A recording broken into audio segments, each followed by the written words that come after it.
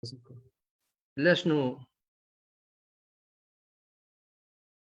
bon, je pense c'est bon. Vous pouvez commencer. C'est العربي allez-y. إذا مساء الخير الإخوة والأخوات المهندسين والمهندسات الحاضرين معنا في هذه الندوة المنظمة من طرف فرع الاتحاد الوطني للمهندسين المغاربة بأكادير في إطار البرنامج الذي اصدره الفرع لهذه السنة والذي يأتي يعني تزامنا مع الاحتفال باليوم العالمي للهندسة والذي تنظمه المنظمة العالمية اليونسكو تحت شعار هذه السنة هندسة أو هندسة الابتكار من أجل عالم أكثر مرونة، يعني بالإنجليزية engineering innovation for a world يعني more resilient، يعني هكذا كان الشعار.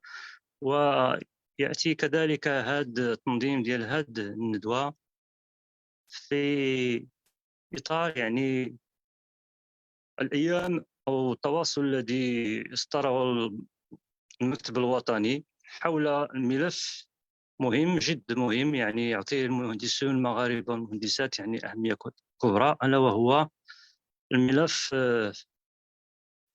القانون الأساسي للمهندس.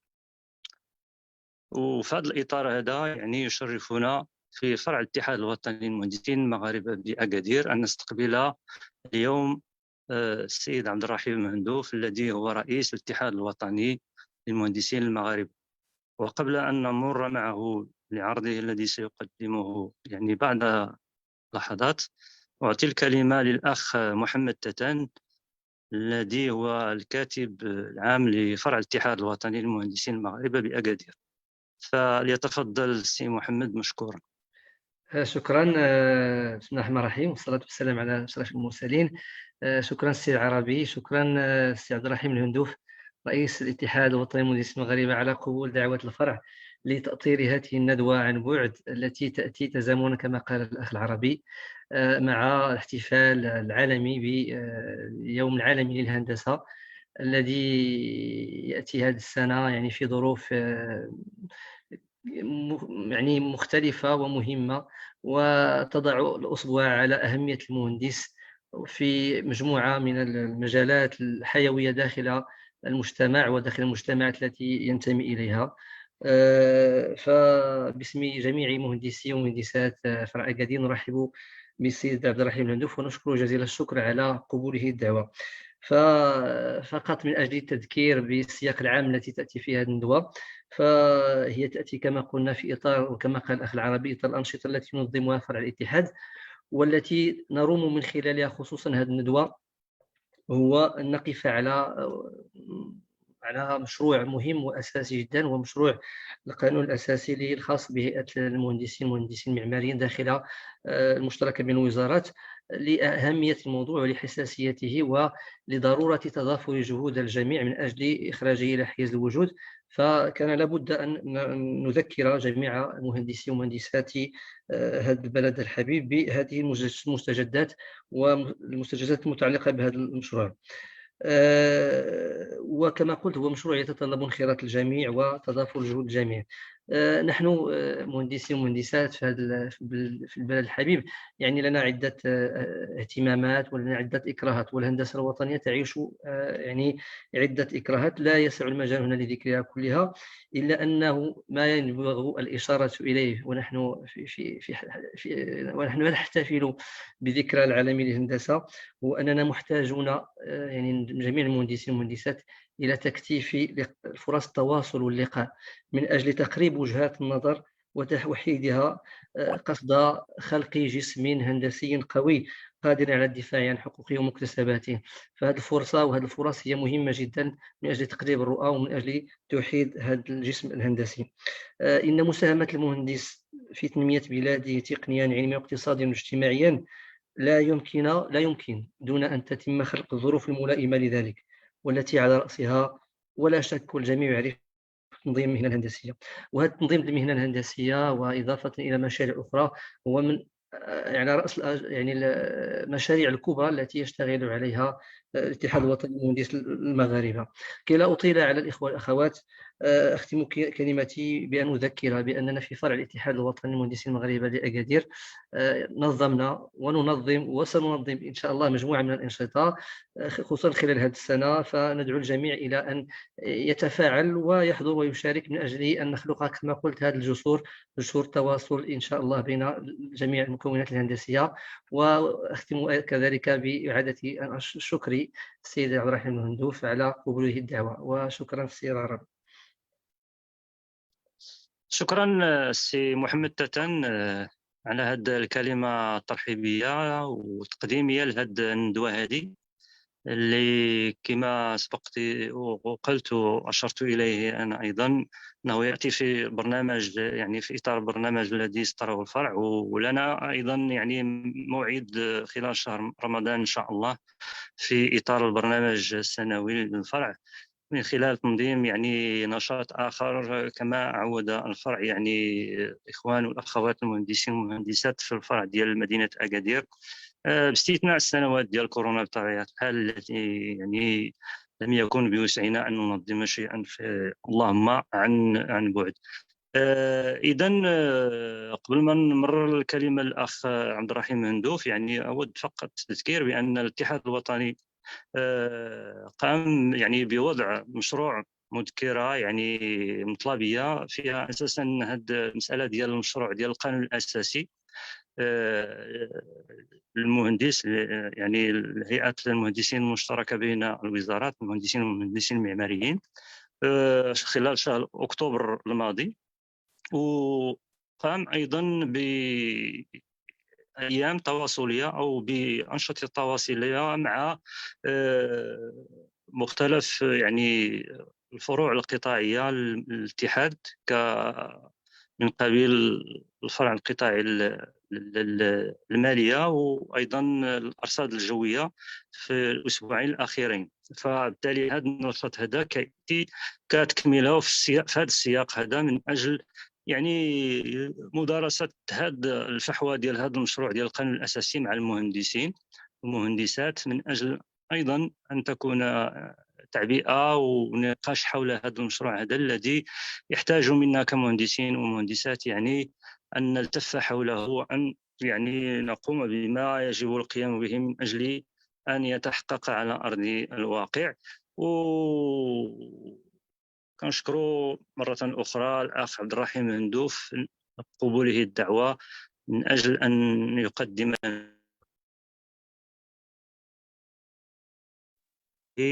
تليه مناقشة وتساؤلات للإخوان الأخوات الذين يتبعون معنا هذا العرض هذا.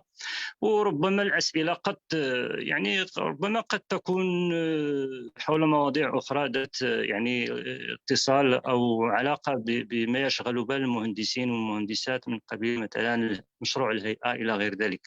فقد يقول القائل أننا يعني نطرح الملف ديال القانون الأساسي للمهندسين وأن هذا قد يهم فقط المهندسين بالقطاع العام، ولكن لا ننسى أيضا أن كل ما يعني تحقق يعني مكتسب بالنسبه للمهندسين ديال القطاع العام من قبل هذا المشروع ديال القانون الاساسي الى غير ذلك، فهو يشكل بالضروره يعني قاطره ولا كيعطي في دونترينمون بالنسبه للمهندسين ايضا ديال القطاع الخاص. فهناك يعني ترابط بين الوضعيه ديال المهندسين بالقطاع العام والقطاع الخاص، هذا الشيء لا يمكن ان ننكره. ونتمنى ايضا ان الاتحاد يعني يقوم بنشاط يهم فئة أوسع من المهندسين ديال القطاع العام من قبيل مثلا الهيئة ومشروع الهيئة. إذا دون أن أطيل أعطي الكلمة للأخ عبد الرحيم هندوف رئيس الاتحاد في حوالي 15 إلى 20 دقيقة من أجل أن يقدم العرض، ومن بعد ستليه يعني مناقشة أو تساؤلات، إجابة على التساؤلات ديال الإخوان والأخوات اللي كيتابعوا معنا هذا الويبينار. شكرا. تفضل السي عبد الرحيم. شكرا أخ عربي، تحية لجميع المهندسين والمهندسات في الفرع نتاع أكادير تاع الاتحاد الوطني للمهندسين المغاربة، وكذلك في المهندسين اللي كيتبعونا اليوم عبر الصفحة ديال الفيسبوك نتاع الفرع نتاع أكادير. كما لا يخفى عليكم أنه وكما قالوها الإخوان، هاد الندوة هذه تندرج ضمن اليوم العالمي للهندسة اللي هو يوم ممكن تحتفل به التنظيمات الهندسية في العالم يوم 5 مارس. وهذا اليوم العالمي كان اقترحته منظمة اليونسكو، وكانت الفيدرالية الدولية للتنظيمات الهندسية يعني اقترحت هذا اليوم نتاع 5 مارس على منظمة اليونسكو اللي وافقت عليه.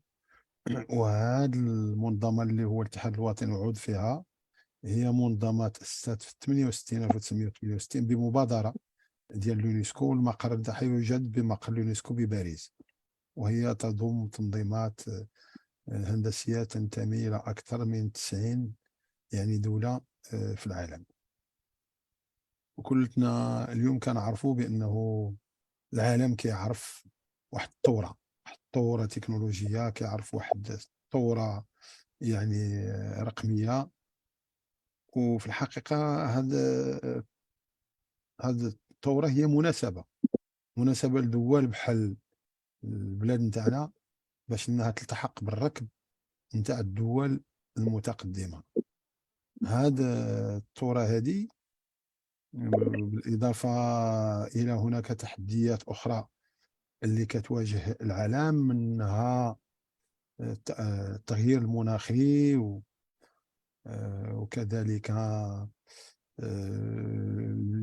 انتشار مثل الأوبئة بحال كورونا إلى آخره. وبالتالي يعني هادو كلهم كيديروا واحد التحديات أمام البلاد نتاعنا. دونك هناك تحديات على البلاد نتاعنا خصها يعني ترفعها يعني. وكانت الحكومة يعني المغربية أثناء التصريح الحالية أثناء التصريح نتاعها بعد التعيين نتاعها أمام البرلمان كانت هذه التحديات يعني جات في هذاك التصريح في البرنامج نتاعها، ومن ضمنه هو النهوض بالاقتصاد الوطني وإنجاح التحول الرقمي والانتقال الطاقي، وكذلك تحقيق الأمن والسيادة الوطنية في مختلف المجالات الغذائية والصناعية والتكنولوجيا والصحية اللي بينت الجائحة نتاع كورونا الأهمية الحيوية ديالها. كذلك هناك يعني مشروع ولا برنامج نتاع وسم صنع في المغرب اللي كيهدف إلى إنتاج محلي لما قيمته 34 مليار درهم من الواردات. يعني نستبدلوا هاد 34 مليار درهم من الواردات نستبدلوها بإنتاج صناعي يعني وطني. اليوم كذلك لو لأول مرة المغرب يعني كيدخل في واحد مشروع صناعي حقيقي يستغل اللي غادي إلى يعني نجح غادي يمكن من استغلال هاد الثروة اللي عندنا اللي هي نتاع الفوسفات اللي لحد الساعة يعني ما كناش كنستغلوها على الوجه الحسن. اليوم كذلك مع الظروف الدولية كاين هناك ظروف مواتية للنهوض في الصناعة نتاع الأسمدة. رقم المعاملات نتاع لو سي بي داز تقريبا في هاد العامين الاخرانيه داز من 50 مليار درهم تقريبا الى 100 مليار درهم. ربما راكم تبعتوا واحد المشروع نتاع استثمار ربما من اكبر المشاريع الصناعيه في المغرب، وهو انتاج يعني الهيدروجين الاخضر يعني عبر الطاقات المتجدده. وإلا استطعنا اننا ننتجوا الهيدروجين هو غادي يمكننا نصنعوا به الامونياك، وبالتالي نصنعوا الاسمده الازوتيه اللي كنستوردوا لحد الساعه. وكذلك غادي يمكننا باش نستعملوا هذاك الهيدروجين في تخزين الطاقه الكهربائيه اللي كنجيبوها من الطاقات المتجدده، خاصه يعني الماء ماشي الماء عفوا الطاقه الريحيه والطاقه الشمسيه. الماء ما طرحش مشكل كطاقه يعني متجدده، هو في الحق الطاقه المتجدده المثلى اللي ما فيهاش مشاكل، ولكن للاسف حنا ما عندناش الماء. بالتالي يعني البراجات الماء فيهم كتعطى الأسبقية للماء الشروب، وبالتالي إنتاج الكهرباء يعني من خلال المحطات الكهرومائية يعني أصبح ضعيف جدا في هذه السنوات الأخيرة. إذن هناك قدام بلادنا عدة تحديات: تحدي نتاع الطاقة، تحدي نتاع الماء نتاع الجفاف، تحدي نتاع يعني هذه الثورة الرقمية إنجاحها، تحدي يعني صناعي، تحدي يعني أمن سيادة وطنية في مختلف المجالات. بالتالي ما يمكنناش نرفعوا هذه التحديات، وما يمكنناش أن المغرب يزيد لقدام بدون هندسة وطنية. للأسف أن المغرب لحد الساعة ولا يعني الهندسة الوطنية والأوضاع نتاع المهندسين كانت مهمشة لحد الساعة، ولكن راه ما يمكنش أن المغرب يدير شي طفرة لقدام ويدير شي تقدم بدون يعني هندسة. نعطيكم على رقم مثلا.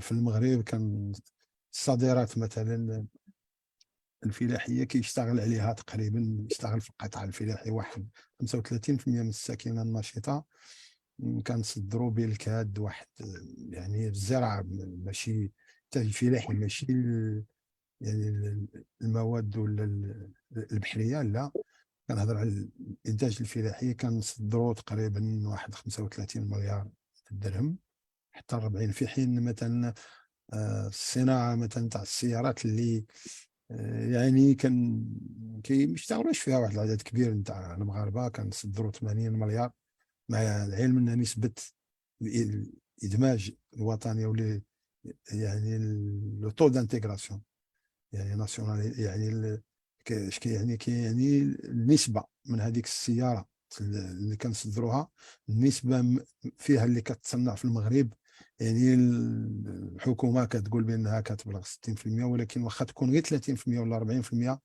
راها يعني خطوه مهمه يمكننا نزيدوا نطوروها يعني في قدام. يعني كاينه 100 مليار تقريبا الفوسفات، 100 مليار يعني داك الشيء نتاع الصناعات نتاع الايرونوتيك نتاع الطائرة، صناعة الطائرات حتى هي كنصدروا واحد 20 مليار، في الوقت اللي هذه المجموعة نتاع هاد القطاعات اللي كتصدر يعني بوحدها واحد 240 مليار بالإضافة إلى صناعات أخرى. يعني العدد نتاع الناس اللي كيشتغلوا فيها يعني قليل جدا إذا قارنا مع الفلاحة اللي 35% نتاع يعني الساكنة النشطة.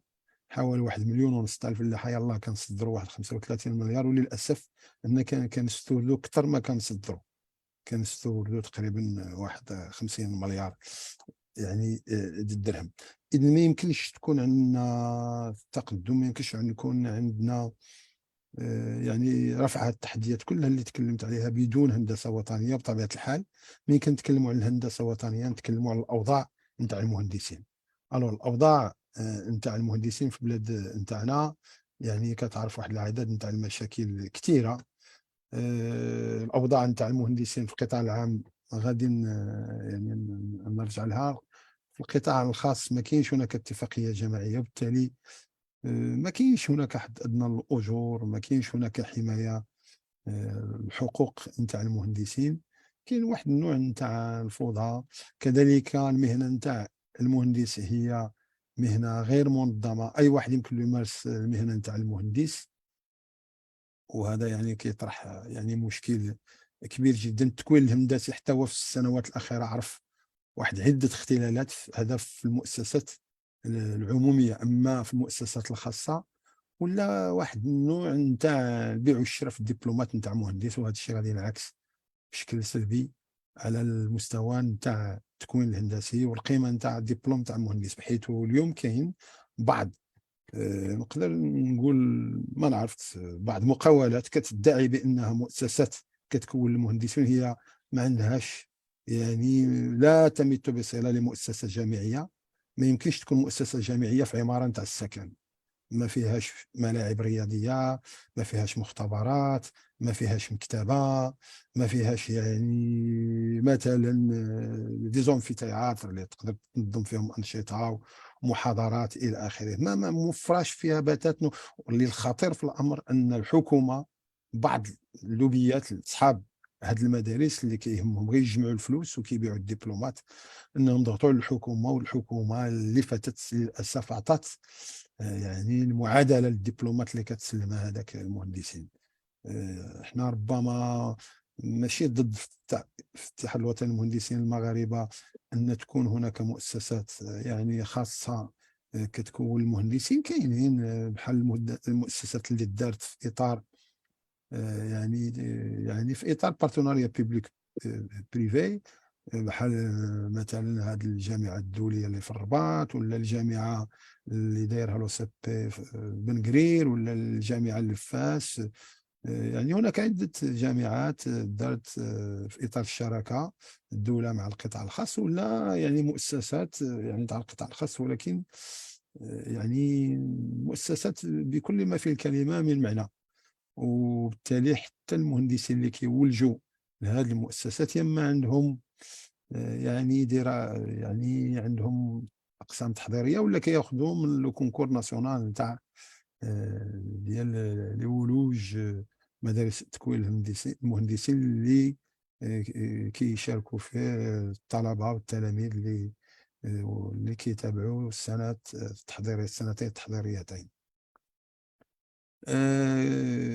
هذا الشيء، هذه الاوضاع اللي هي اللي خلات يعني المهنه غير منظمه، ما كاينش اتفاقيه جمعيه في القطاع الخاص، اوضاع تاع المهندسين في القطاع العام حتى هي يعني ماشي في المستوى. الدليل على هذا انه واحد العدد نتاع مؤسسات عموميه وادارات عموميه ما كيستطيعوش انهم اليوم انهم في بعض الاختصاصات انهم يوظفوا مهندسين مغاربه. علاش؟ لانه كيمشيو للخارج.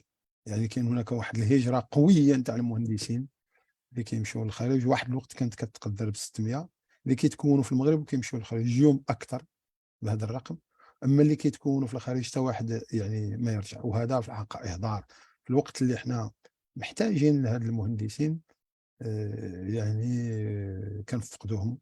انا بغيت هنا غير نذكر بواحد الخطاب اللي كنلقاه ذاك بيل جيت، ماشي اليوم، راه تقريبا سنه 2008 قدام مجلس الشيوخ في الولايات المتحده. كان قال لهم ديك الوقت راه الى اي مهندس ولا اي واحد جاي يدير في امريكا كيتبع دراسات يعني في الهندسه وفي العلوم، وما خليناش يبقى في الولايات المتحده، وما عطيناش الجنسيه، وما خليناش يبقى، راه غادي نفقدوا هذا الليدرشيب نتاعنا يعني في المجال العلمي والتكنولوجي الى اخره. اليوم مثلا فرنسا لو سولد ميغراتوار نتاعها نتاع لا ماتيير غريز اللي نيجاتيف. بزاف تاع الفرنسيين مهندسين وعلماء كيهاجروا من فرنسا، ولكن باش كتعوض هي داك السولد ميغراتوار نيجاتيف كتعوضوا بالمهندسين اللي كيجيو من الدول الفرنكوفونيه ومن ضمنها المغرب. ولكن حنا الحكومه هذا الموضوع كاع ما عطيها اهميه. كذلك في هذا المجال هذا الا شفنا المهندسين الخدامين في القطاع العام، يعني في الوظيفه العموميه والمؤسسات العموميه، وشفنا الوضعيه نتاعهم، غادي نصيبوا بانه اخر تعديل اللي شمل يعني النظام الاساسي كان في 2011. ولكن هذاك التعديل اللي كان في 2011 يعني النظام المنح ديال المهندس من درجه اولى والمهندس عفوا المهندس من الدوله من درجه ممتازه والمهندس رئيس من درجه اولى ما تغيراتش. يعني الاوضاع نتاعهم يعني منذ 2000 يعني بالنسبه للاجور يعني نتاعهم. دونك الا شفنا من 2011 كانت هناك زيادات جات في اطار الحوار الاجتماعي اللي كانت 300 درهم في 2019. ولكن في نفس الوقت في 2016 كان هناك نقص في الاجور بنسبه 4% بسبب الزياده في اقتطاعات الاجور لفائده نظام المعاشات المدنيه. غادي نصيبوا بانه القيمه نتاع الاجور تاع المهندسين من فاتح يناير 2011 الى شتنبر 2022 تدهورات ما بين 25 22% حتى 25% على حسب الدرجات. وبالتالي اليوم الا بغينا نردوا القيمه نتاع الاجور اللي كانت عند المهندسين في 2011 خص واحد الزياده لا تقل عن 22%. وهذا هو يعني اللي خلانا اننا نرفعوا الحكومه واحد المشروع نتاع نظام اساسي اللي فيه يعني زيادات في الاجور. كذلك اليوم كنعرفوا بانه السن تاع التقاعد راه 63 سنه، وكاين مشروع باش انه يترفع الى 65 سنه. بالنسبه للتوظيف، معدل السن عند التوظيف او يعني العمر المتوسط نتاع المهندس اللي كيتوظف في الوظيفه العموميه المتوسط اللي هو 26 سنه. دونك ولكن هذا النظام الاساسي اليوم، المسار المهني ديال المهندس يتسالي ما بين 16 حتى 25 عام. ما معناه انه ملي كيدخل الانسان في الدرجه نتاع مهندس دوله درجه اولى، يمكن له يعني يبقى فيها 5 سنين، بين 4 و5. وكذلك ملي كيترقى المهندس دولة درجة ممتازة كيبقى تما بين 6 حتى 10. ومهندس رئيس درجة أولى حتى هو كذلك بين 6 إلى 10. إذن ومن بعد ملي الإنسان يترقى مهندس رئيس، مهندس رئيس درجة الممتازة، كتسالي يعني المسار الإداري، ما بقاش يزيد الترقية، ما بقاش زيادة في الأجور. كيترقى يعني 3 نتاع المرات في حياته، 3 نتاع الدرجات، وبالتالي كتحبس الترقيه ديالو وكيحبس المسار المهني. وهذه الدرجه يعني 3 نتاع الترقيات، يعني الدرجه الرابعه كيبلغها ما بين 16 حتى 25 سنه. 16 عام الا كان ريتم رابيد، و25 سنه الا كان يعني ريتم لون. ما معناه انه الانسان يعني الا دخل 26 عام غادي يشتغل ما بين 41، يعني ما بين عفوا 42 سنة، يعني إلا زدنا 16 على 26 42، ما بين 42 سنة و 51 سنة كيسالي المسار المهني. دونك ما معناه إلا كان غادي يشتغل حتى ل 65 عام، خصو يشتغل 23 عام إلا كان، يعني ما بين 14 عام حتى 23 عام. ما بين 14 عام حتى 23 عام هو كيشتغل يعني بدون يعني زياده في الاجور، بدون، وبالتالي ما يمكنش هذه الوضعيه يعني تستمر. لهذا حنايا اقترحنا الحكومه واحد المشروع نتاع مرسوم جديد اللي كيخلف هذا المشروع اللي كاين اليوم. وهنايا الى سمحتوا لي غادي نبارطاجي معكم يعني في ليكرون واحد الانيماتور يعطيني لوتوريزاسيون باش نبارطاجي اذا كان ممكن. لا السي عبد الرحيم، هاي معك السي مصطفى غادي يعطيك لا مان.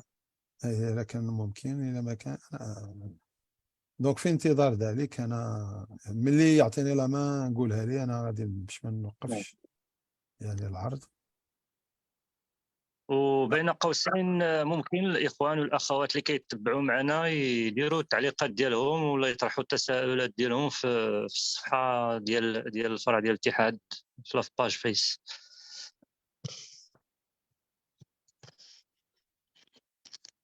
اذا هو عطاني اليد، دونك انا نبارطاجي معكم كذلك كيبان لكم. وي كيبان السي عبد الرحيم. الور بالنسبه لهاد غير الا سمحتي تزومي كبروا شي شويه، شد ليكرون بلان ايكرون، مزيان هكذا. زيد شي شويه صافي سي بون. دونك هذا يعني مشروع الور هذا المشروع بعد اولا مقارنة مع المشروع يعني اللي فات،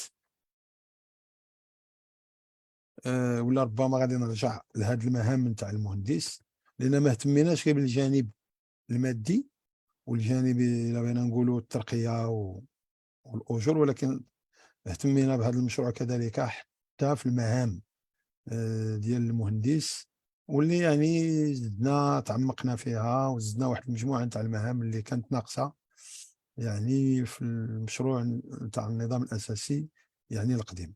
المهم بالنسبه الهيكله نتاع هذا النظام الاساسي كان بيناتنا واحد النقاش كبير.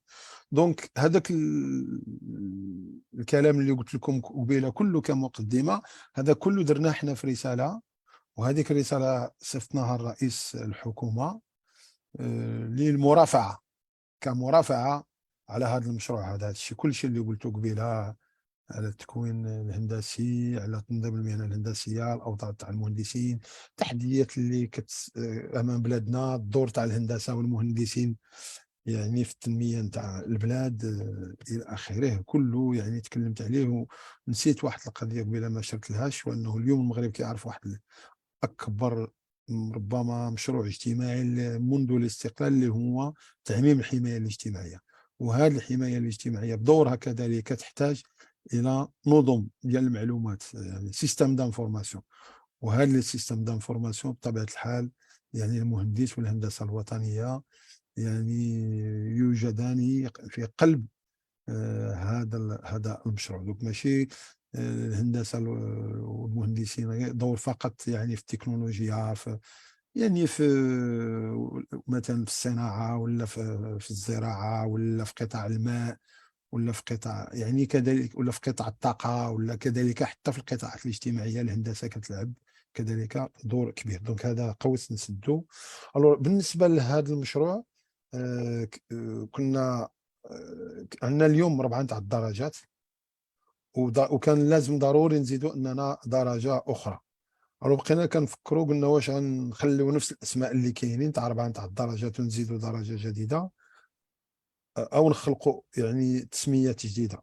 ومشى يعني التوجه العام باننا نخليو نفس التسميات باش ما يوقعش يعني بزاف نتاع اللخبطه. وحتى بالنسبه للحكومه في الحوار غنقول لهم راه خلينا نفس يعني سميتو الاسماء نتاع الدرجات، فقط زدنا واحد الدرجه يعني جديده.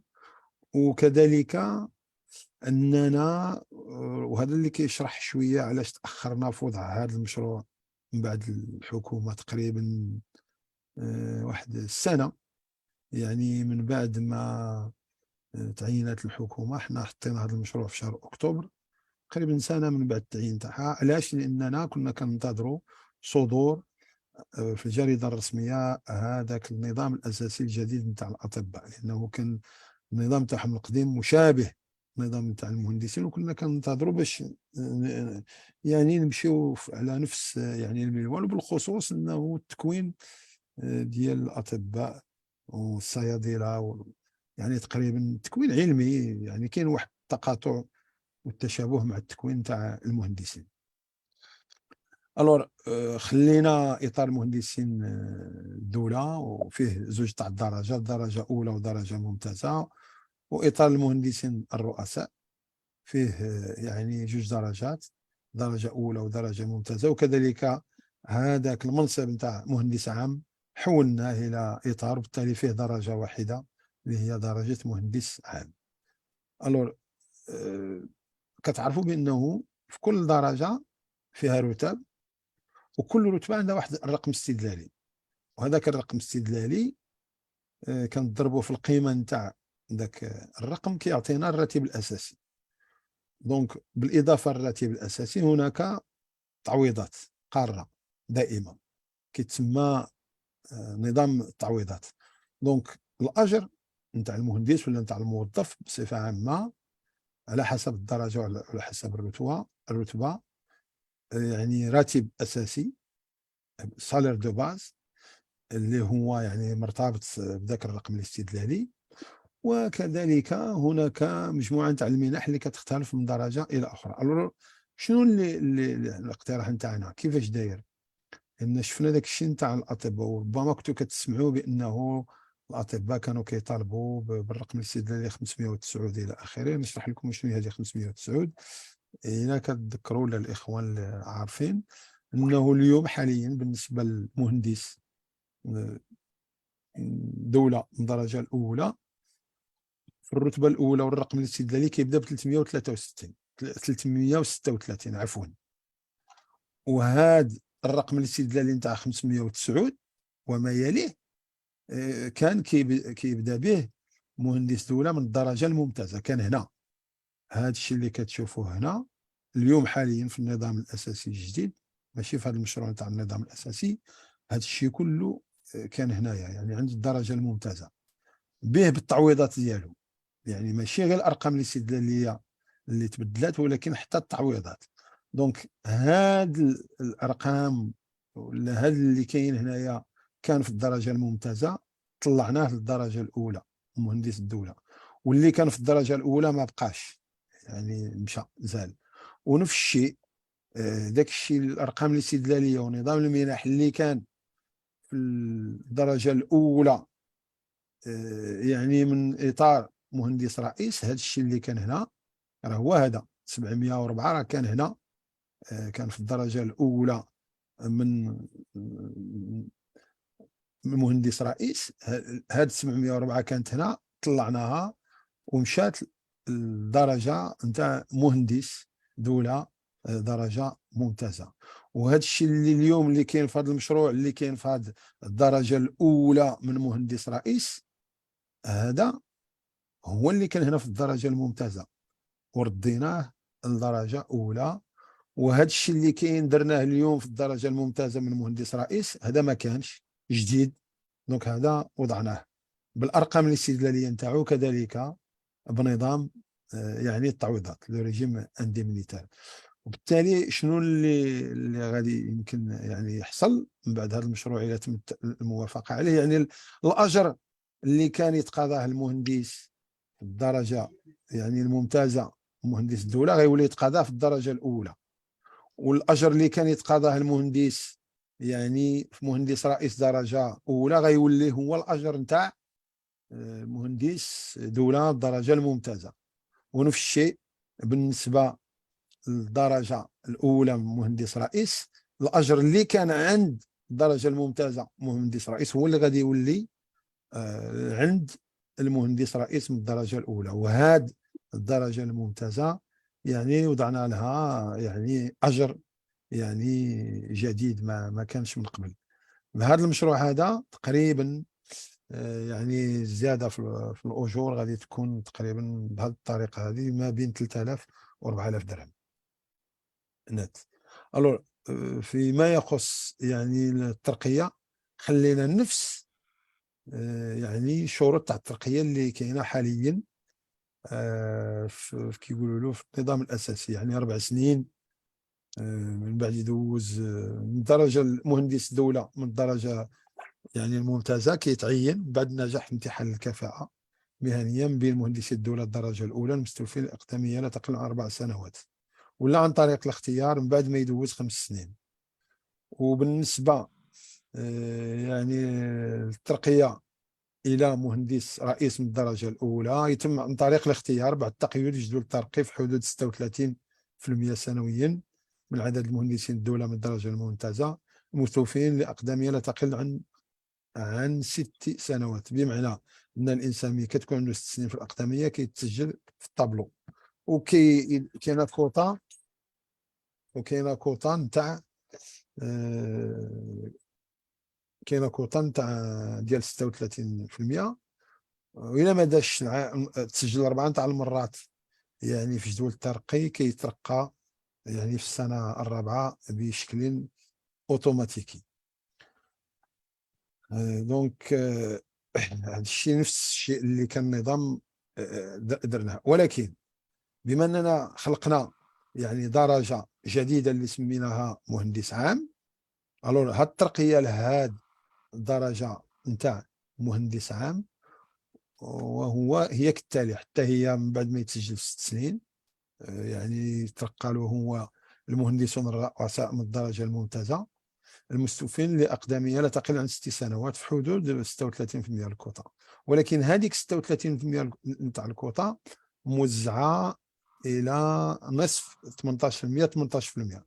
الور بالنسبة ل 18% يعني نمط التعيين هو عن طريق الاختيار 18%، وكاينه 18 وحده اخرى مخصصه للمهندسين المهندسات اللي بغاو يقدموا واحد البحث ميموار علمي في مجال التخصص تاعهم مجال التحكيم، وهم غادي يتخصص لهم 18%.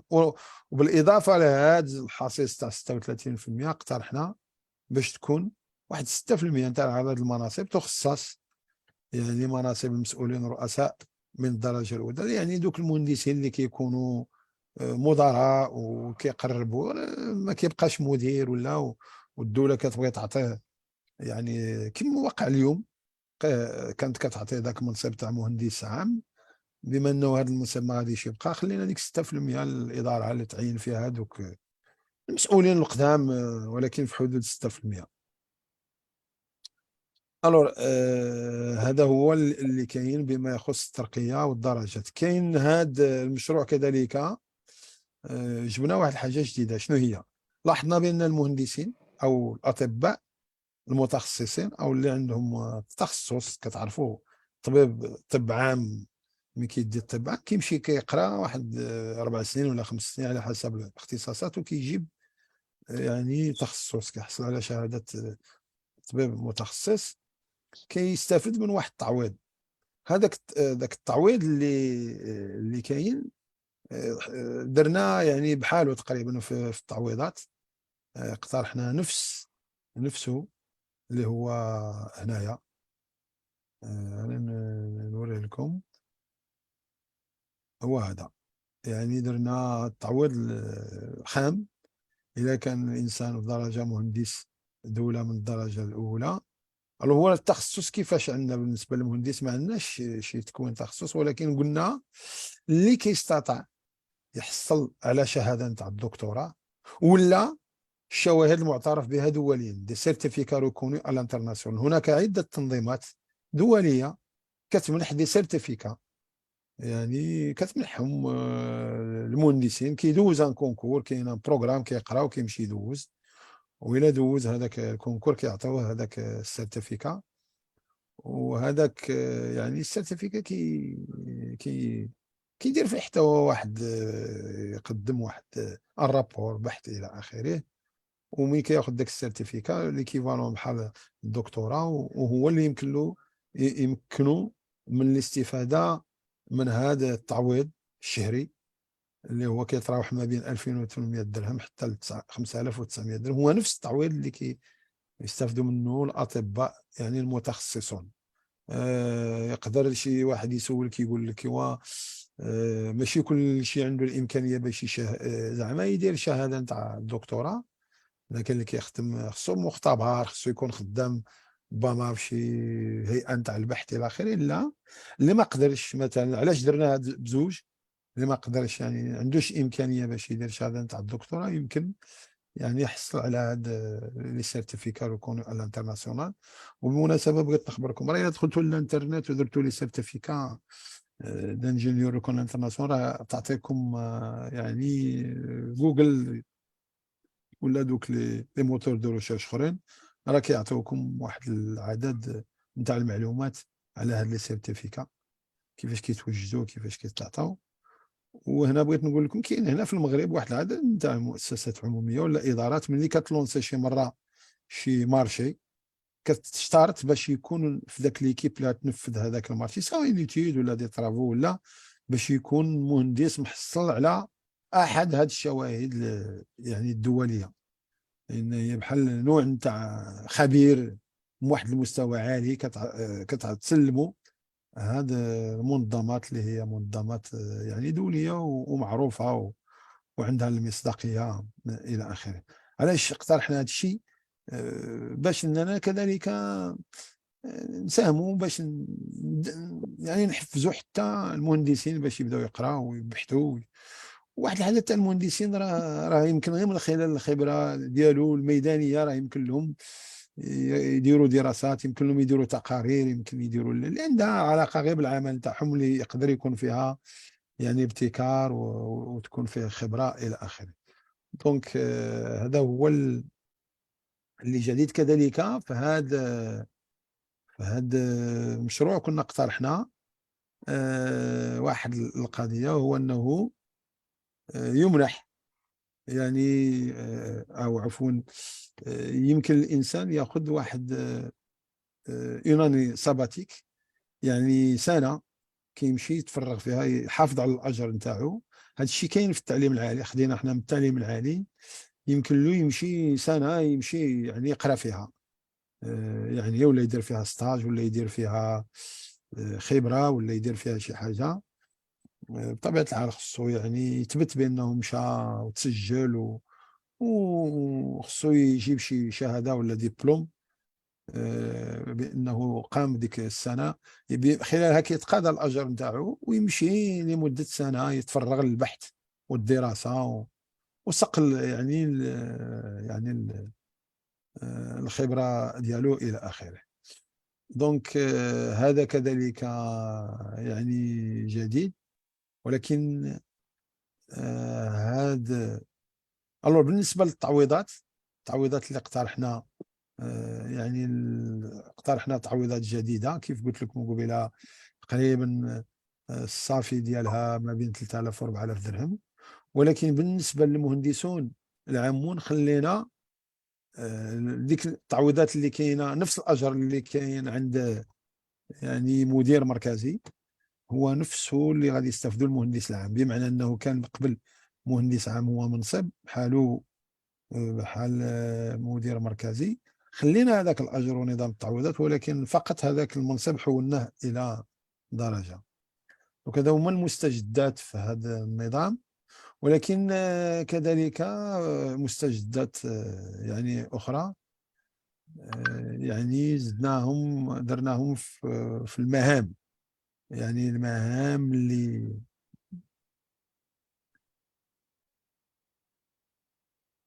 اللي يمكن يعني يقوم بها المهندس. كذلك هنايا خلينا ديك القضيه نتاع تمنح، هذه راه كانت في الستاتيو القديم، تمنح اقدميه اعتباريه لا تتجاوز سنتين تحتسب للترقي في الرتبه والدرجه المهندسين المرسمين الذين يدلون بشهاده اخرى غير الشهاده التي تم توظيفهم بناء عليها، تسمح بالترشح للتوظيف طبقا يعني اللي جاب دو ديبلوم، ان ديبلوم باش توظف، ان اوتر ديبلوم اللي يسمح باش يمكن يتوظف به في اطار مهندس دوله درجه اولى، يستافد من اقدميه اعتباريه نتاع سنتين. ولا لان من قبل كان كيطرحوا على الاشكال واللي عنده مثلا دكتوراه ما كيستافد من والو. فهذا المشروع نتاع النظام الاساسي باش يشجعوا الناس اللي باغيين يديروا الدكتوراه يديروها، يستافد من هذاك التعويضات عن الاختصاص ولا عن الخبره. كذلك الحاجه اخرى اللي يعني جات جديده، وهي هذه القضيه ديال اللي قلت لكم قبيله في الاول نرجع لها، وهي المهام، مهام ديال المهندسين، لانه حتى هي تكلمنا عليها دونك شنو درنا؟ كاينه المهام نتاع المهندسون يعني مهندسون بصفه عامه.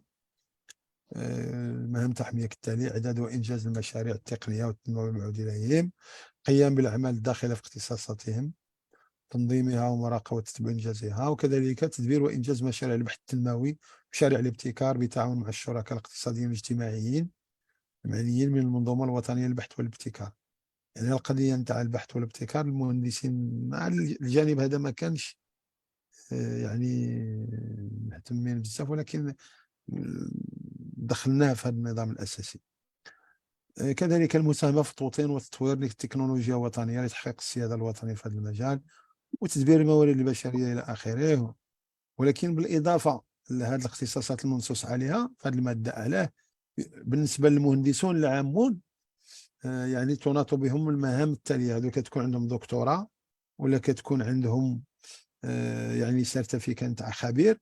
دونك هادو يعني خصهم يساهموا في إعداد الرؤى الاستراتيجية وتدبير البرامج، خصهم يساهموا في تنمية الإبداع والبحث التطبيقي والتكنولوجي وتطوير المناهج الهندسية، سورتو خصهم يعني يشرفوا على التكوين المستمر للمهندس ونشر الثقافة والمعارف إلى آخره. وسورتو يساهموا في تأطير طلبات المؤسسات التكوين الهندسي عبر إعطاء المحاضرات ومكافأة الطلبة والمهندسين الجدد ولونكادرومون تاعهم في سواء في لي ستاج ولا في لي ميموار دو فان دوتود، ولا كذلك حتى لونكادرومون تاع لي زانجينيور اللي بغاو يديروا دي تيز ولا دو دكتوراه إلى آخره. وكذلك يعني تقديم الخبرة في مجال التخصص يعني الهندسي، بمعنى أنه بغينا هذا المهندس عام يكون مهندس خبير، بمعنى كيكون عنده الدكتوراه ولا يكون يعني عنده ولا بالأقدمية، راه شفنا يمكن له يطلع يعني بالأقدمية. بغينا يعني سورتو إلا كان عنده الدكتور، عنده ذاك السيرتيفيكا، يمكن له أنه يعني يساهم في يعني في التكوين الهندسي، وكذلك في تقديم الخبرة وفي تطوير المناهج والأساليب الهندسية إلى آخره. دونك حتى هذا الجانب المهام حتى هي يعني راجعناها.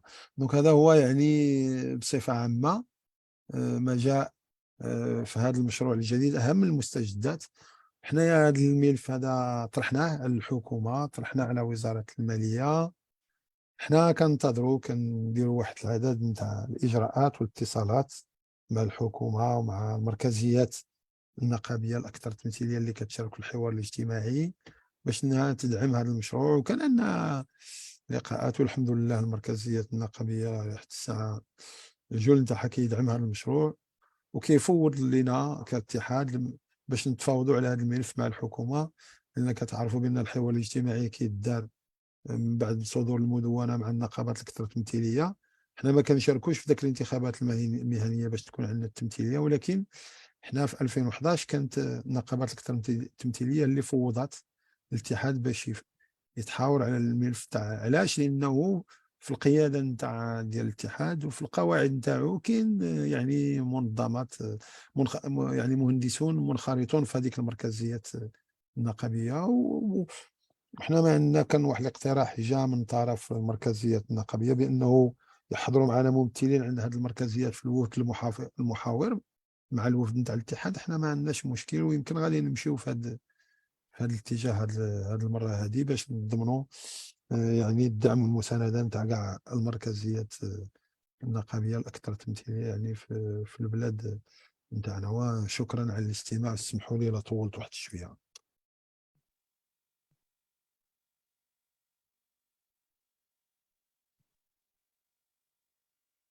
شكرا أخ هندوف عبد الرحيم على هذا العرض القيم. حقيقة كنا قلنا غير 20 دقيقة، ولكن أنت خديتي الوقت الكافي، لأن فعلا من خلال التقديم اللي درتي قبل ما تعرض علينا المضامين ديال المشروع ديال القانون الأساسي، فعلا درتي واحد التقديم جد مهم حول التحديات يعني الكبرى التي تطرح فعلا هذه المهنة، وتضعها يعني أمام تحديات كبرى، خصوصا على الصعيد الدولي ولا على الصعيد الوطني، خصوصا فيما يخص يعني الأوراش الكبرى اللي مفتوحة حاليا في واحد العدد ديال القطاعات، منها ما هو صناعي، منها ما هو قطاع ديال الطاقات يعني بخصوص الطاقات المتجددة والبديلة، منها أيضا الورش ديال الصناعة ديال الطائرات كما سبق وأسلفت، وبالخصوص الورش ديال الحماية الاجتماعية اللي أيضا يعني ورش ضخم وكبير جدا، ولا شك انه لن ينجح ولن يلقى يعني الاهداف، ولن يحقق الاهداف المرجوه بدون انخراط فعلي ويعني اشراك فعلي للمهندسين. ف بعد ذلك يعني طرحتي واحد العدد ديال الاشكاليات اللي كتعرف على القطاع ديال المهندسين او الهندسه حاليا في هذا الظرف هذا على الصعيد الوطني، خصوصا الهجره ديال المهندسين او الادمغه بشكل عام، ولكن بشكل خاص يعني كاين واحد العدد ديال المهندسين الذين يهاجرون يعني الوطن، وهذه خساره كبرى فعلا لنا كمغاربه وكبلد يعني يكون هذه العقول ثم يعني نقدمها يعني على طبق من يعني هكذا لاقتصادات ولدول غربيه بالخصوص.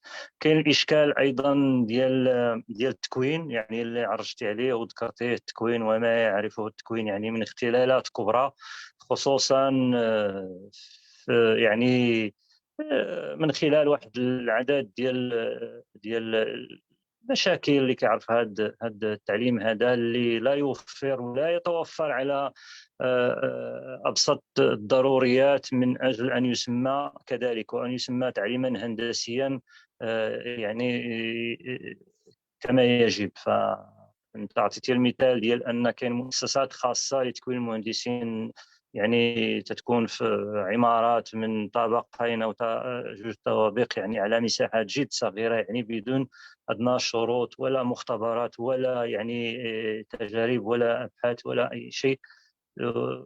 هذو من بعض الإشكالات التي يعني أتذكرها، والتي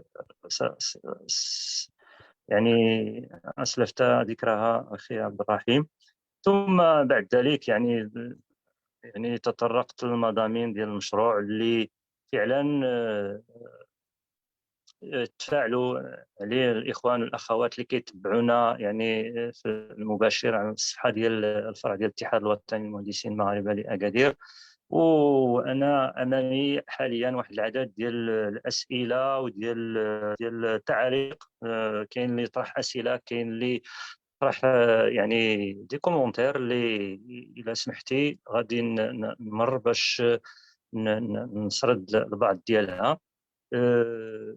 هذه المساله ديال التدخل ديال السماسره في المجال، يعني يقول احد الإخوان أو الأخوات المتتبعين: أفقد قيمة الشهادة المكانة ديالها.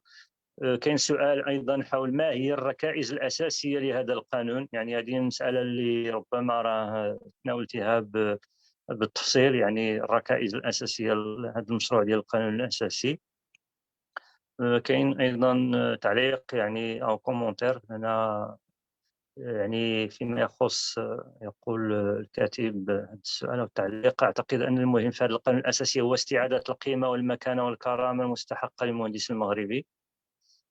ثم كاين سؤال يعني جد مهم حول المهندس الباحث، بخصوص الإخوان والأخوات اللي كيشتغلوا في الجامعات. يعني هناك واحد الفئة كبيرة المهندسين والمهندسات يشتغلون في الجامعات وفي المدارس، بالخصوص في الجامعات، يعني لا يستفيدون يعني من من الاشتغال ديالهم في هذه المؤسسات هذه، ويعتبرون يعني يوظفون على اساس انهم مهندسون او اطارات تربويه فقط لا غير. وأن مطلبهم يعني بهذا الخصوص هذا هو أن يكون هناك قانون أساسي للمهندسي الباحث في التعليم العالي، يعني على هذا الأساس هذا. كاين أيضا السؤال حول يعني مسألة ديال واش منذ أن تم وضع هذا المشروع ديال القانون الأساسي لدى الحكومة، هل هناك يعني رد فعل من طرف الحكومة؟ هل تم فتح باب الحوار على هذا الخصوص؟ لا. سي عبد الرحيم، كتنوضي هذه الاسئله، يعني ممكن انك تسجلها ومن بعد تجاوب، ولا نكتفي بهذا القدر ثم نعاود نسرد لك واحد؟ انا كنسجل، راه سجلت كاع هاد سميتو. داكوغ. دونك تفضل دير شي تعليق على هذا الشيء اللي قلت لك، ومن بعد نعاود. واخا. يا بون تفضل. بالنسبه لواحد الاخر، الركائز الاساسيه راه سبق لي تكلمت عليها، وهو انه تحسين الاوضاع ديال المهندسين والمهندسات الماديه، كذلك إعادة النظر في المهام التي يقوم بها يعني المهندسون، وكذلك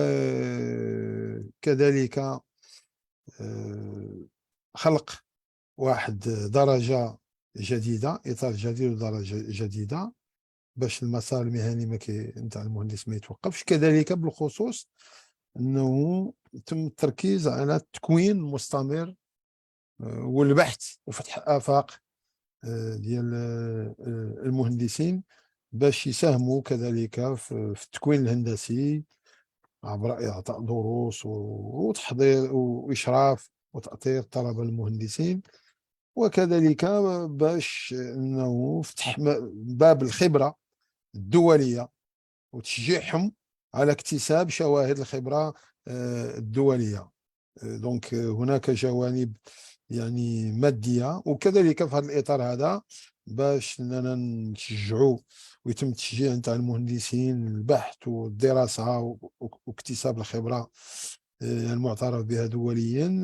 اقترحنا باش تكون يعني ديك السنه ساباتيك اللي كاينه عند الناس تاع التعليم العالي، ولكن بغيناها تكون حتى عند المهندسين. دونك هناك جانب مادي على مستوى ديال الاجور، المستوى نتاع الترقيه، المستوى نتاع المسار المهني، وكذلك هناك جانب مهني والمهام اللي يقوم بها المهندس وبالخصوص التشجيع والتحفيز على التكوين المستمر واكتساب الخبره الى اخره. دونك هذو هما الركائز الاساسيه اللي جاء عليها هذا المشروع ديال طبيعه الحال فيما يخص تحسين الاوضاع والاجور. خدينا بعين الاعتبار يعني ما كاين في الساحه، وكذلك التطور ديال المؤشر نتاع الاثمان، يعني تكاليف المعيشه، وقرناها مع الاجور اللي يعني ما تزادتش من 2011 الا بواحد النسبه يعني ضئيله جدا. هذو هما يعني اهم يعني الركائز الاساسيه اللي اعتمدنا عليها باش اننا وضعنا هذا المشروع الجديد. وبطبيعه الحال هذا المشروع هذا ما جاش معزول، يعني رفقناه بواحد رساله اللي مشات معاه مطوله، وهذيك الرساله كانت كتضمن واحد العدد نتاع المحاور ديال المرافعه بشان هذا النظام الاساسي اللي ومن ضمنها راه تكلمت عليه الدور تاع الهندسه الوطنيه في النهوض في الاقتصاد الوطني، الثوره الرقميه اللي كيعرفها العالم، الثوره التكنولوجيه والتحديات واللي ماشي غير المغرب اللي كيعرفها، ولكن واحد العدد نتاع الدول، ولكن بالخصوص التحول الرقمي، الانتقال الطاقي، التصنيع، تطوير الاقتصاد الوطني، الحمايه الاجتماعيه الى اخره. وجينا ضمنها كذلك هضرنا على الاهدار تاع الطاقات الهندسيه والطاقات البشريه اللي المغرب يخسرها بسبب الهجره نتاع الادمغه والمهندسين من ضمنهم. بالنسبه للمهندسين اللي كيشتغلوا يعني في الجامعات، هما بصح كاين مهندسين كيشتغلوا في الجامعات ولكن ما كيستافدوش من النظام الاساسي ديال التعليم التعليم العالي. العالي. حنايا في هذا المجال هذا يعني التعليم العالي توا اليوم عرف واحد كاين مشروع نتاع نظام اساسي جديد تاع التعليم العالي، واللي كيفتح يعني المجال يعني نتاع الانتقال مهندس كيف ما كان. المهندس اللي عنده شهاده نتاع دكتوراه بالخصوص اللي كيشتغلوا، ان هذا التدخل هذا كيهم يعني المهندسين الباحثين.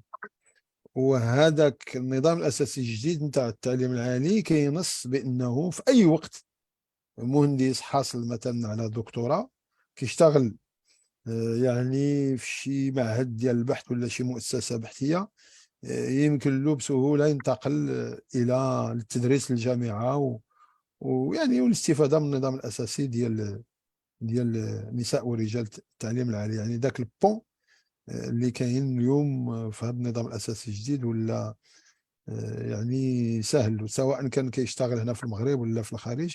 وهذا الشيء دار باش لاستقطاب مجموعه نتاع المهندسين الباحثين. مثلا كاينين مهندسين باحثين مثلا في عدد تاع المؤسسات نتاع البحث ما كيطبقش عليهم النظام الاساسي، وكاين اللي عندهم دكتوراه ما كيطبقش عليهم النظام الاساسي ديال رجال ونساء التعليم. اليوم هذا النظام الاساسي الجديد ولا يسمح بهذه الامكانيه هذه. دونك فين وصل يعني الاتصالات، كاين هناك اتصالات مع يعني بعض الوزراء، كاين لقاءات مع الوزراء، كاين لقاءات مع مركزيات نقابيه، كاين مازال ما بديناش رسميا يعني مفاوضه حول هذا النظام، ولكن الحكومه توصلت به، وكنظن بان عندهم حتى التقييم ديال الانعكاس المالي ديال هذا النظام الأساسي، وكنظن بأنه غادي يكون هناك حوار حوله يعني في القريب العاجل. وشكرا.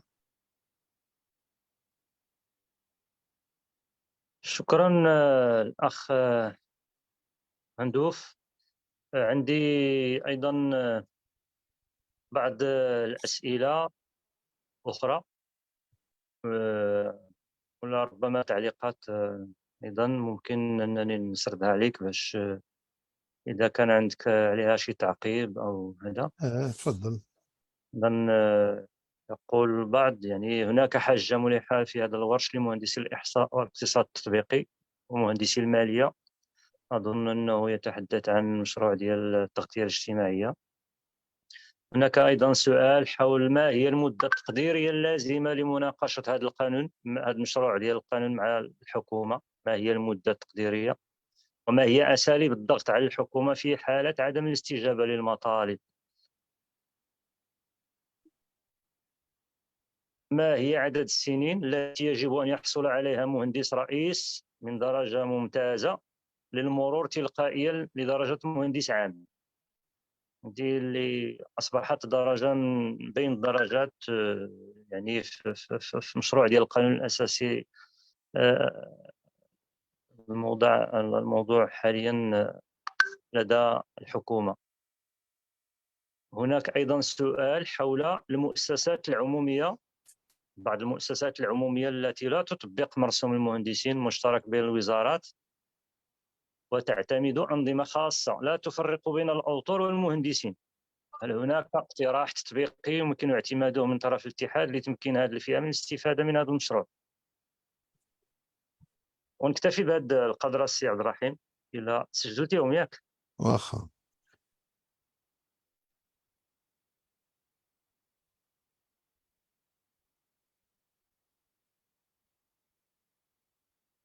طيب، شكرا يعني الإخوان المهندسين المهندسات المتسائلين والمتسائلات. بطبيعة الحال هناك حاجة يعني مختلف الاختصاصات كلها في الميدان تاعو. يعني هناك مثلا في الحماية الاجتماعية بالفعل هناك حاجة للمهندسين الإعلاميين، هناك حاجة كذلك للمهندسين الإحصائيين بالفعل. انه هذوك كنا شفنا في كورونا كيكونوا دي ستاتيستيك على لي زيبيديمي الى اخره، ومحتاجين كذلك محتاجين دي زانجينيور بيو ميديكو، محتاجين واحد العدد نتاع الاختصاصات في الجانب نتاع الحمايه الاجتماعيه والتغطيه الصحيه.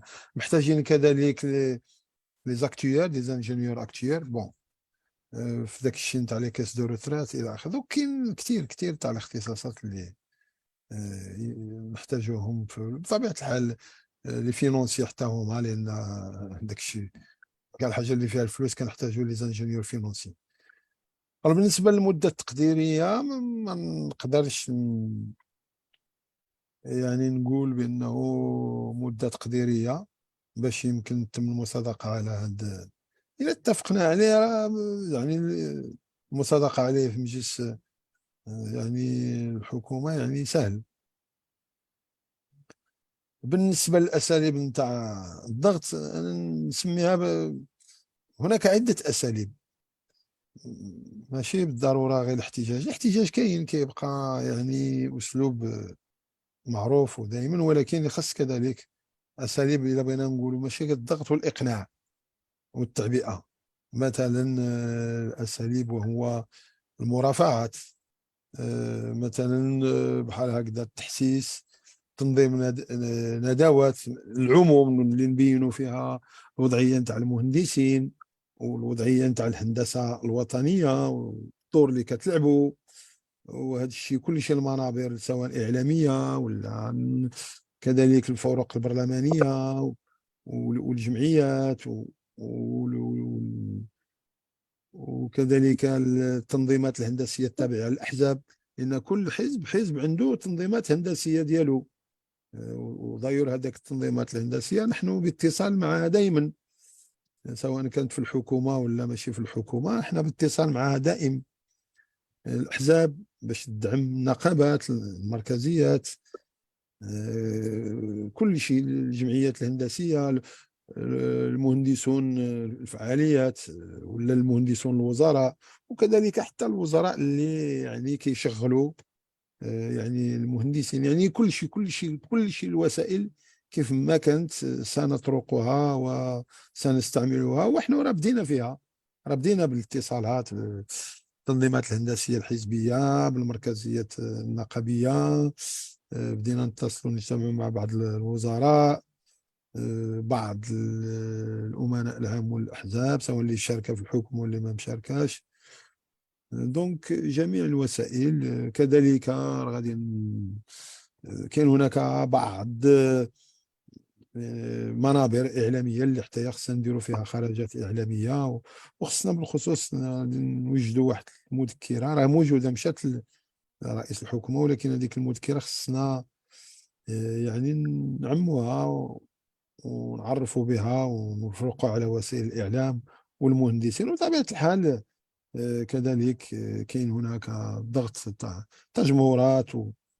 إلى بعض الإخوان كيتذكروا كنا في 2008 و9 و10 كنا درنا تجمعات كبيرة نتاع المهندسين اللي كنا درناها في المدرسة المحمدية، وكذلك كانت في المدرسة نتاع الصناعات المعدنية بالرباط، واللي كان يشارك فيها حوالي 1000 نتاع المهندسين جاوا مختلف المدن ومختلف يعني القطاعات. كانت هناك وقفات احتجاجية. المهم هذه الأساليب كلها ممكن أننا يعني، ولكن كيظهر لي كاين هناك ظروف يعني وطنية مواتية. إلى مشينا حتى فلتناها، لأن في جميع الأحوال جميع الاتفاقيات وجميع الحوارات الاجتماعية وجميع الاتفاقيات اللي كانت حول النظام الأساسي كانت في واحد الظروف سياسية يعني معينة.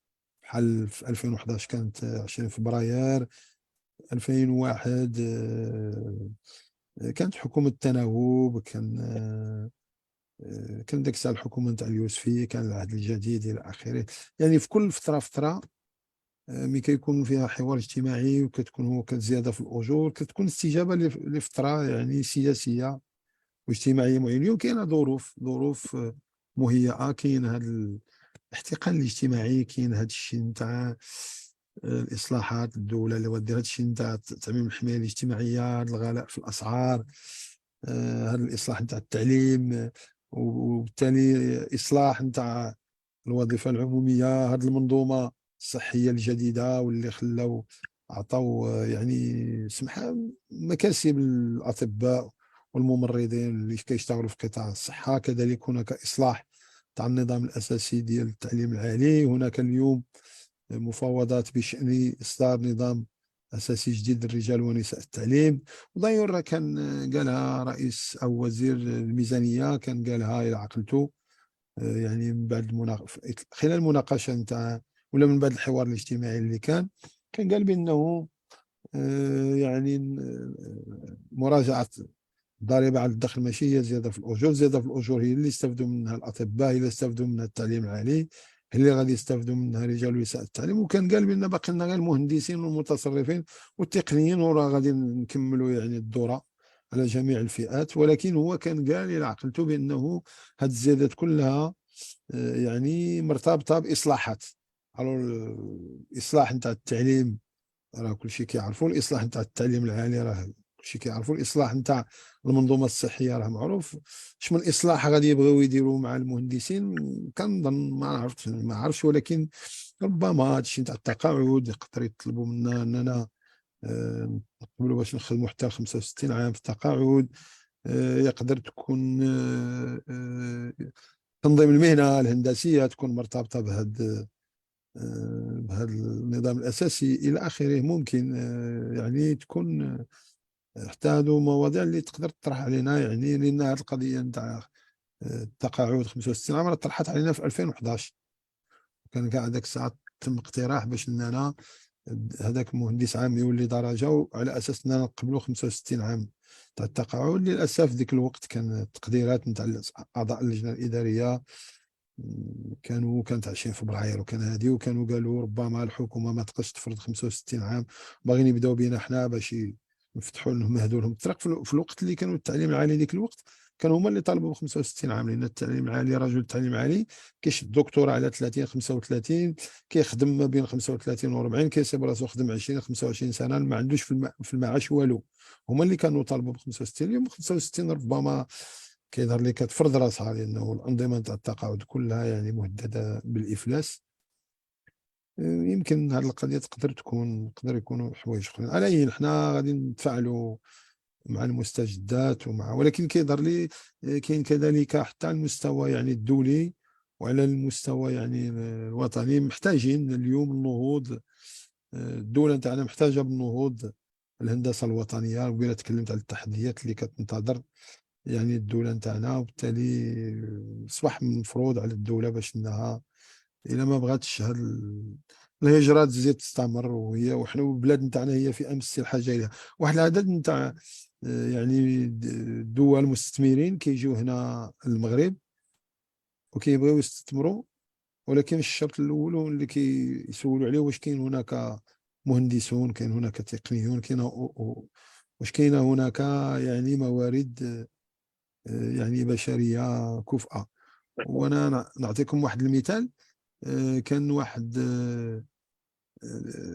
لو كان دار واحد لا كونفونسيون مع واحد الشركه اسبانيه المانيه، هما اللي كيصايبوا هذوك لي زيوليان في زينيرجي رونوفلابل، وكانوا طلبوا منهم فرضوا عليهم باش يديروا زين هنا يصايبوا لي بالم كمرحله اولى، من بعد يمكن يصايبوا لي روتور من بعد، ولكن غير في لي بالم. هذاك لوزين اللي كان تحل خدم واحد السنوات وتسد دابا. هذا العام هذا شد هذاك لوزين. احد الاسباب على الشد وهو الموارد البشريه، بحيث واحد العدد تاع المهندسين كانوا وظفوهم واشتغلوا معاهم ومشاو لهم. دونك كاين هاد الجوانب هذا كلها. الور بالنسبه شنو هي عدد السنوات المرور من الى درجه مهندس عام؟ هو 6 سنين. 6 سنين كيتسجل الانسان في الطابلو دافونسمون، وكيجلس 4 سنين الى ما تسجل 4 تاع المرات وما داش يدوز بشكل اوتوماتيكي اور كوتا. المؤسسات التي لا تطبق نظام الوظيفه العموميه كاينه كثيره، بحال المحافظه العقاريه بحال، ولكن الاغلبيه نتاع هذه المؤسسات عندهم اجور احسن من الاجور تاع الوظيفه العموميه. الور كانت عندنا حالات اللي عندهم الاجور تقل عن الوظيفه العموميه بحال لاداس، وكنا انا شخصيا كنت شاركت ولكن في اطار نقابي باش وضعنا نظام اساسي جديد لاداس ورجعنا للوظيفه العموميه، وزائد شي حاجه احسن من الوظيفه العموميه، رجعنا الأنظمة الأساسية نتاع الوظيفة العمومية كل فئة، وبالإضافة لهذاك الشيء كان هناك يعني زيادة على الأجور على تقريبا تكون واحد شي 1500 درهم على الوظيفة العمومية، وحلينا المشكل بهذه الطريقة هذه. دونك يما غتكون هما أحسن، ولا كانت تقل كنرجعوا للوظيفة العمومية. وشكرا.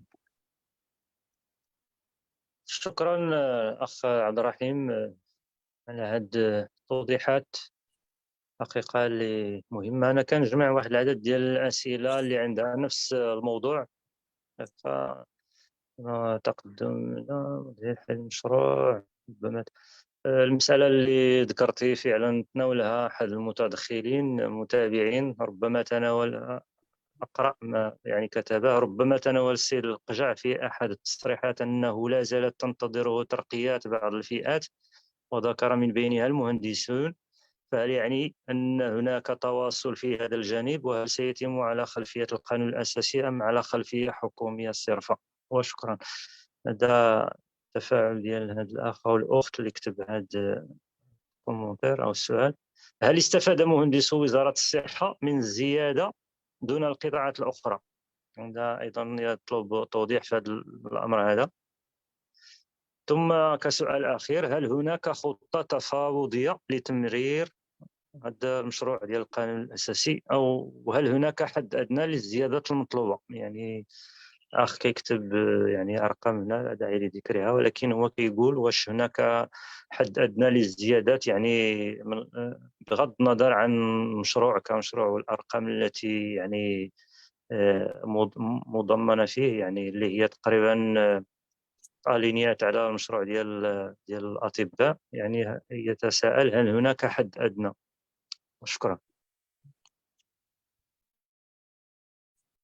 صافا سي صافا سي عبد الرحيم، تفضل. بون. بالنسبه واش استفدوا مهندس وزاره الصحه؟ لا، النظام الاساسي واحد، الهيئه المشتركه بين الوزارات مازال ما كاينش. ولكن مزيان هذا السؤال تطرح، لانه يعني واخا ان العدد تاع المهندسين في وزاره الصحه ماشي كثير بحال الاطباء، ولكن كاين موجود، وما يمكنش يعني بالفعل، لانه واخا مستشفيات يعني المهمه الاساسيه نتاعها هي العلاج والاستشفاء، ولكن هناك عده مهندسين اللي كيشتغلوا في هذه المستشفيات في القطاع تاع الصحه. كما قبيله تكلمت على لي زانجينيور بيوميديكو، كاين هناك يعني لونتروتيان و لابروفيزيونمون وهذا الشيء ديال سورتو لون ماتيريال دو راديولوجي، بزاف تاع لي ماتيريال اللي كاين عاود كاين كما قلت كاينه لانفورماتيك، كاين دي زاباراي يعني تكنيك الى اخره اللي كيحتاجوا يعني دي زانجينيور، وكاين كما قلت قبيله دي ستاتيستيسيان في القطاع نتاع الصحه. دونك ولا بد الا بغاو يصلحوا المنظومه الاساسيه ما غاديش يكونوا غير المهندسين، الاطباء والصيادله والممرضون، ولكن حتى المهندسون. ولكن رغم ان العدد تاعهم قليله، ولكن لحد الساعه ما كاينش اصلاح ولا تحسين ولا استافدوا المهندسون تاع وزاره الصحه اللي باقيين، وما نفس النظام اللي عند المهندسين كاينين بارتو جميع الوزارات. واش هناك حد ادنى للزيادات؟ ما كاينش حد ادنى للزيادات. كتكون هناك يعني مفاوضات، وكتكون هناك يعني اخذ ورد، ونشوفوا على حسب يعني المعطيات، على حسب الحوار كيفاش غادي يدوز الى اخره. فاسون حنا يعني كمكتب وطني غادي غادي يكون هناك تواصل مع المهندسين ومع الاجهزه نتاع الاتحاد، باش اي مقترح حكومي غادي ندرسوه وغادي نردوا عليه. وشكرا. شكرا الاخ عبد الرحيم. اظن انني استنفدت جميع اسئله يعني تعليقات يعني اللي مدوني بها الإخوان مشكورين. معايا الأخ تتان والأخ سي مصطفى اللي كنشكرهم بهذه المناسبة هذه، ونشكر الإخوان أعضاء ديال المكتب ديال الفرع ديال الاتحاد الوطني للمهندسين المغاربة بأكادير. وربما نخلي لك كلمة أخيرة سي عبد الرحيم، يعني باش نختموا هذا اللقاء ديالنا هذا، هذه 10 ديال الليل. كنظن أنها يعني خطوة أولى في اتجاه أننا نعبئوا المهندسين والمهندسات حول هذا المشروع هذا اللي غادي يبغي منا واحد المجهود كبير من أجل أننا ندعموه كمهندسين في الفروع سواء جغرافية أو القطاعية، لأنه ماشي بالسهل أنك تحقق مشروع قانون أساسي لهيئة كالمهندسين والمهندسين المعماريين بين الوزارات. كما قلت السي عبد الرحيم، المناسبتين الاثنتين تم فيها في الأولى يعني ان اموندمون، يعني كان فقط اموندمون ديال لو ستاتيو لونسيان، يعني في 2001 في عهد ديال الحكومه ديال الاستاذ عبد الرحمن اليوسفي، ولا فيما بعد في 2011 يعني من خلال طرح مشروع قانون اساسي جديد يعني بشكل يعني جذري وقانون يعني جديد غير الديكري او المرسوم القديم الذي كان ينظم المهنه او